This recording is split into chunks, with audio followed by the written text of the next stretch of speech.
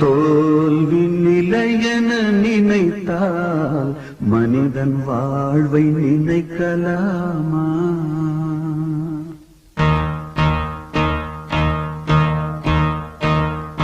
தோல்வி நிலையென நினைத்தால் மனிதன் வாழ்வை நினைக்கலாமா? வாழ்வை சுமையென நினைத்து தாயின் கனவை மிதிக்கலாமா?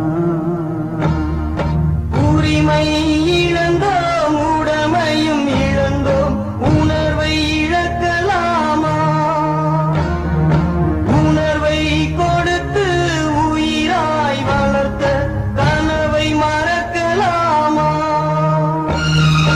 தோல்வி நிலையென நினைத்தால் மனிதன் வாழ்வை நினைக்கலாமா?